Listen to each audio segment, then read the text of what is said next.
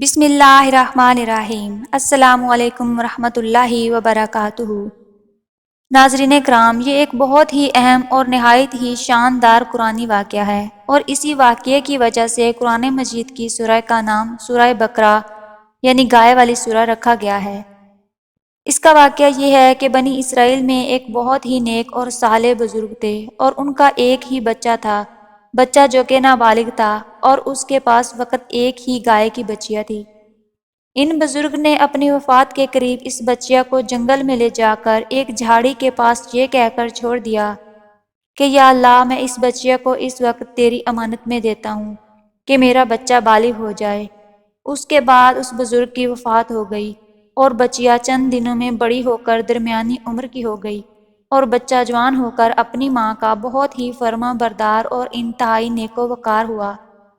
اس نے اپنی رات کو 3 حصوں میں تقسیم کر رکھا تھا، ایک حصے میں سوتا تھا، ایک حصے میں عبادت کرتا تھا، اور ایک حصے میں اپنی ماں کی خدمت کرتا تھا، اور روزانہ صبح کو جنگل سے لکڑیاں کاٹ کر لاتا اور ان کو فروخت کر کے 1/3 رقم صدقہ کرتا، اور 1/3 اپنی ذات پر خرچ کرتا، اور 1/3 رقم اپنی ماں کو دے دیتا۔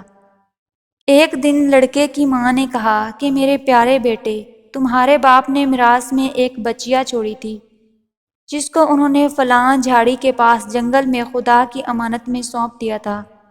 تم اس جھاڑی کے پاس جا کر یوں دعا مانگو کہ اے حضرت ابراہیم علیہ السلام، حضرت اسماعیل علیہ السلام اور حضرت اسحاق علیہ السلام کے خدا، میرے باپ کی سونپی ہوئی امانت مجھے واپس دے دیں، اور اس بچیا کی نشانی یہ ہے کہ وہ پیلے رنگ کی ہے، اور اس کی کھال اس طرح چمک رہی ہوگی کہ گویا سورج کی کرنیں اس میں سے نکل رہی ہوں۔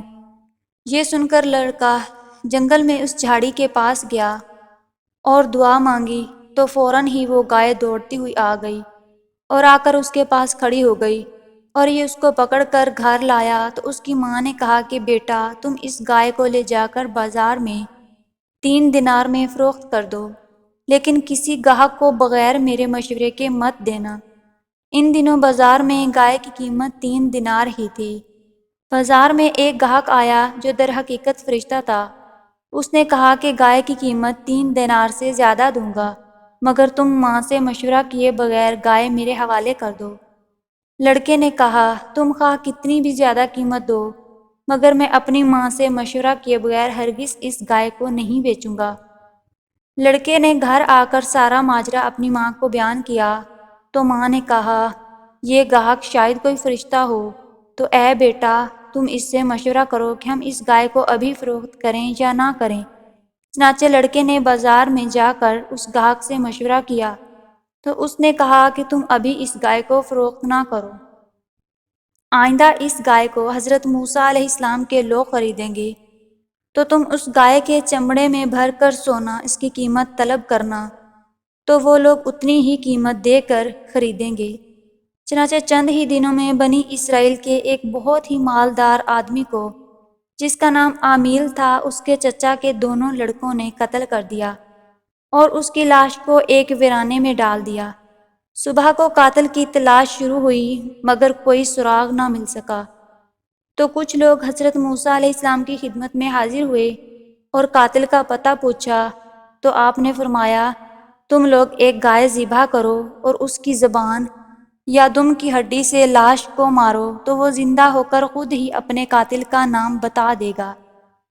یہ سن کر بنی اسرائیل نے گائے کے رنگ، اس کی عمر وغیرہ کے بارے میں بحث و کرید شروع کر دی، اور بالآخر جب وہ اچھی طرح سمجھ گئے کہ فلاں قسم کی گائے چاہیے، تو ایسی گائے کی تلاش شروع کر دی، یہاں تک کہ جب وہ لوگ اس لڑکے کی گائے کے پاس پہنچے تو ہو بہو یہ ایسی ہی گائے تھی جس کی ان لوگوں کو تلاش تھی۔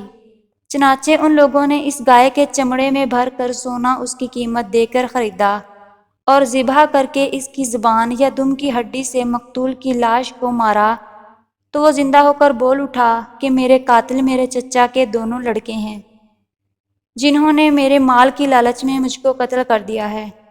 یہ بتا کر وہ پھر مر گئے۔ چنانچہ ان دونوں قاتلوں کو قصاص میں قتل کر دیا گیا، اور مرد صالح کا لڑکا جو اپنی ماں کا فرما بردار تھا، کثیر دولت سے مالا مال ہو گیا۔